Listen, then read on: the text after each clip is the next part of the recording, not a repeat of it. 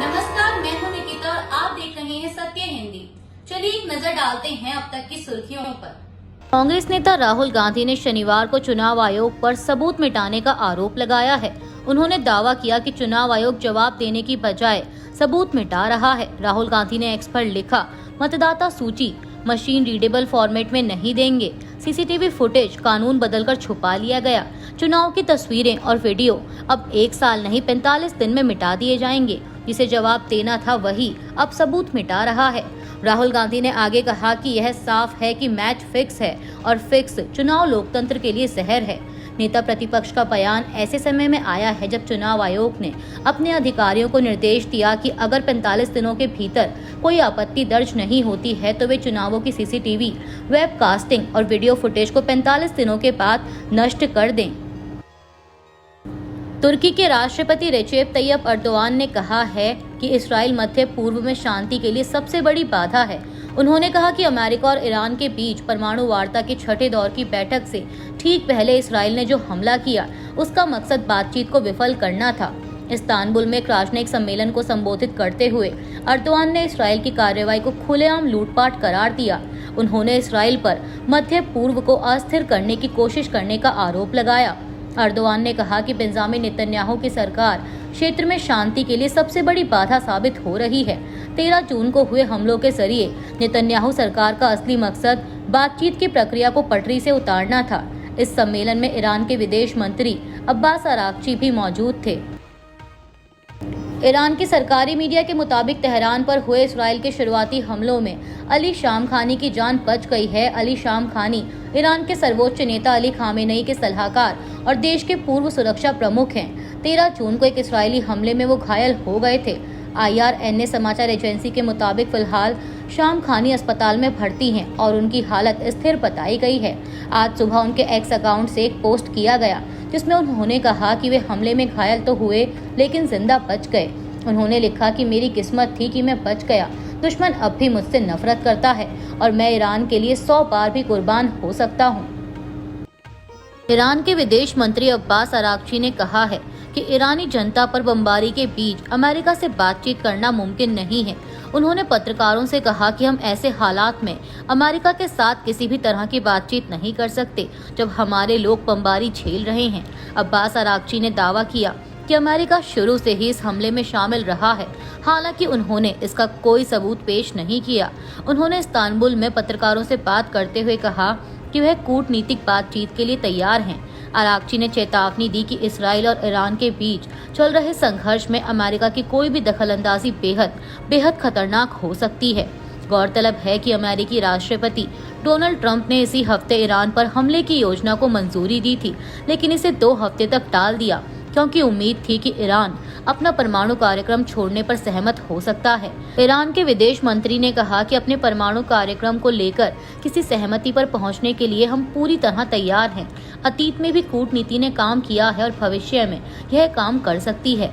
वार्ता की मेज पर आने के लिए जरूरी है कि आक्रामकता रुके। ईरान के परमाणु ढांचों पर इसराइल के हमले जारी हैं। ईरान के सरकारी मीडिया ने कहा है कि इसराइल ने इस्फहान शहर में उसके परमाणु ठिकानों को निशाना बनाया है। ये भी कहा गया है कि ईरान के एयर डिफेंस ने इस हमले का जवाब दिया। इस दौरान धमाकों की जोरदार आवाजें सुनी गईं। हालांकि इस हमले से किसी खतरनाक तत्व के रिसाव की कोई जानकारी नहीं है। फॉक्स न्यूज एजेंसी के अनुसार अभी तक संयुक्त राष्ट्र की एटॉमिक एजेंसी ने भी इस परमाणु केंद्र की स्थिति के बारे में कोई जानकारी नहीं दी है। वहीं इस्राएली सेना ने कहा है कि शुक्रवार और शनिवार की दरमियानी रात उसने ईरान के मिसाइल स्टोरेज और इंफ्रास्ट्रक्चर साइटों को निशाना बनाकर कई हमले किए हैं। इसराइल के रक्षा मंत्री इसराइल काट्स ने शनिवार को कहा है कि IDF ने ईरान के कुम शहर में एक रिहायशी इमारत पर हमला किया जिसमें ईरान के सीनियर कमांडर की मौत हो गई। इसराइल काट्स ने कहा कि सईद इजादी ने 7 अक्टूबर 2023 को हमास के इसराइल पर हमले को वित्तीय मदद दी थी। उन्होंने कहा कि इस्राएली खुफिया विभाग और वायुसेना के लिए बड़ी उपलब्धि है। कत्ल किए गए लोगों और बंधकों के लिए न्याय है। इसराइल के लंबे हाथ उसके सारे दुश्मनों तक पहुंचेंगे। मीडिया रिपोर्ट्स के मुताबिक इजादी ईरान की शक्तिशाली कुद्स फोर्स के सदस्य थे। ये इस्लामिक रेवोल्यूशनरी गार्ड कोर की एक शाखा है। हालांकि इस्लामिक रेवोल्यूशनरी गार्ड कोर ने अभी तक इजादी की मौत की पुष्टि नहीं की है। भारत के नागरिक उड्डयन महानिदेशालय यानी DGCA ने एयर इंडिया में क्रू शेड्यूलिंग और रोस्टरिंग से जुड़ी लापरवाहियों को गंभीरता से लेते हुए 3 वरिष्ठ अधिकारियों को सभी संबंधित जिम्मेदारियों से हटाने का निर्देश दिया है। सूत्रों के अनुसार ये तीनों अधिकारी ऑपरेशनल चूक के लिए जिम्मेदार पाए गए हैं और अब इन्हें किसी भी क्रू मैनेजमेंट वर्क से दूर रखा जाएगा। DGCA ने एयर इंडिया को यह भी निर्देश दिया कि इन अधिकारियों के खिलाफ आंतरिक अनुशासनात्मक कार्रवाई तुरंत शुरू की जाए और इसकी प्रगति और परिणाम की जानकारी 10 दिनों के भीतर रिपोर्ट संस्था को सौंपी जाए। यह कदम एयरलाइन की सुरक्षा और परिचालन मानकों में पारदर्शिता और जवाबदेही सुनिश्चित करने की दिशा में उठाया गया है। 12 जून को अहमदाबाद एयरपोर्ट से लंदन जा रही एयर इंडिया की फ्लाइट के दुर्घटनाग्रस्त होने के बाद DGCA द्वारा यह फैसला लिया गया। ED ने वरिष्ठ वकील अरविंद दातार को समन जारी किया है, जिसमें उनकी एक कंपनी के स्वतंत्र निदेशक के रूप में भूमिका पर सवाल उठाए गए हैं। यह समन रेलिगियर एंटरप्राइजेस की पूर्व चेयरपर्सन रशीम सलूजा के खिलाफ ED की जांच से जुड़ा है, लेकिन वकीलों के संगठनों ने इस पर आपत्ति जताई। Supreme court advocates on record association ने ED के इस कदम की कड़ी निंदा की है। एसोसिएशन ने इसे वकीलों की स्वतंत्रता और कानून के शासन पर हमला बताया है। एसोसिएशन के अध्यक्ष विपिन नायर और महासचिव निखिल जैन ने एक बयान में कहा कि किसी वकील को उसकी पेशेवर जिम्मेदारी निभाने के लिए समन जारी करना न केवल व्यक्तिगत रूप से निशाना बनाना है, बल्कि यह न्याय सुनिश्चित करने वाली संस्था पर हमला है। उन्होंने इसे जांच एजेंसियों के अति उत्साह का नतीजा बताते हुए कहा कि यह कानूनी पेशे की स्वतंत्रता को कमजोर करेगा। अरविंद दातार ने इस समन का कड़ा विरोध किया था और तर्क दिया कि किसी मामले में दी गई कानूनी राय को जांच का विषय नहीं बनाया जा सकता। हालांकि उनके विरोध के बाद ED ने समन वापस ले लिया। चीन ने हाल ही में यूनान प्रांत के कुनमिंग शहर में पहली बार बांग्लादेश, चीन और पाकिस्तान के बीच त्रिपक्षीय बैठक की मेजबानी की। इस उच्च स्तरीय बैठक में तीनों देशों ने आपसी विश्वास और पड़ोसी मित्रता के सिद्धांतों के आधार पर संबंधों को गहरा करने का संकल्प लिया। बैठक में व्यापार, निवेश, कृषि, डिजिटल अर्थव्यवस्था, समुद्री विज्ञान, पर्यावरण संरक्षण, शिक्षा, ग्रीन इंफ्रास्ट्रक्चर और लोगों के बीच संपर्क को बढ़ाने पर चर्चा हुई। कहने को तो यह एक साधारण सी बैठक थी, लेकिन इसके कूटनीतिक प्रभावों को भारत के संबंध में महसूस किया जा सकता है।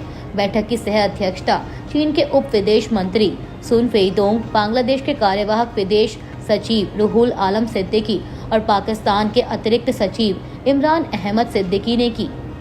चीन, पाकिस्तान और बांग्लादेश ने संयुक्त रूप से जोर दिया है कि यह त्रिपक्षीय सहयोग सच्चे बहुपक्षवाद और खुले क्षेत्रीयता पर आधारित है और इसका उद्देश्य किसी तीसरे पक्ष को निशाना बनाना नहीं है। यह बयान भारत के संदर्भ में महत्वपूर्ण माना जा रहा है, क्योंकि भारत ने पहले ही चीन और पाकिस्तान आर्थिक गलियारे के विस्तार पर आपत्ति जताई थी। वहीं बांग्लादेश के अंतरिम प्रशासन के तहत ढाका ने चीन और पाकिस्तान के साथ संबंधों को मजबूत करने की दिशा में कदम उठाए हैं, जिसे भारत के प्रभाव को कम करने के प्रयास के रूप में देखा जा रहा है। चीन, पाकिस्तान और बांग्लादेश के बीच हुई इस बैठक पर कांग्रेस का भी बयान आया है। कांग्रेस प्रवक्ता सुप्रिया श्रीनेत ने एक्स पर कहा कि मोदी की विदेश नीति की विफलता का इससे बड़ा सबूत और कुछ नहीं। इंदिरा गांधी ने पाकिस्तान को 2 हिस्सों में बांटकर बांग्लादेश बनाया, जो भारत का मित्र बना रहा, और अब पाकिस्तान, चीन और बांग्लादेश दक्षिण एशिया में रणनीतिक हितों को आगे बढ़ाने के लिए अपनी पहली त्रिपक्षीय बैठक कर रहे हैं। बिहार के मुख्यमंत्री नीतीश कुमार ने राज्य स्तरीय पेंशन योजना बढ़ाने को लेकर ऐलान किया है। उन्होंने अपने सोशल मीडिया अकाउंट पर लिखा कि मुझे यह बताते हुए खुशी हो रही है कि सामाजिक सुरक्षा पेंशन योजना के तहत सभी वृद्धजनों, दिव्यांगजनों और विधवा महिलाओं को अब हर महीने 400 रुपए की जगह 1100 रुपए की पेंशन मिलेगी। नीतीश कुमार ने बताया कि पेंशन की बढ़ी हुई राशि इसी साल जुलाई महीने से दी जाएगी। उन्होंने आगे लिखा कि सभी लाभार्थियों को जुलाई महीने से पेंशन बढ़ी हुई दर पर मिलेगी। ये सुनिश्चित किया जाएगा कि सभी लाभार्थियों के खाते में यह राशि महीने की 10 तारीख को भेजी जाए। इससे 1,09,69,255 लाभार्थियों को मदद मिलेगी। बता दें कि बिहार में इसी साल चुनाव होने हैं और सत्तारूढ़ JDU अपना वोट बेस एकजुट बनाए रखने की पूरी कोशिश कर रही है। अभी के लिए बस इतना ही। बाकी की खबरों के लिए बने रहिए सत्य हिंदी के साथ। Copyright disclaimer under Section 107 of the Copyright Act 1976. Allowance is made for fair use for purposes such as criticism, comment, news reporting, scholarship, and research. Fair use is a use permitted by copyright statute that might otherwise be infringing.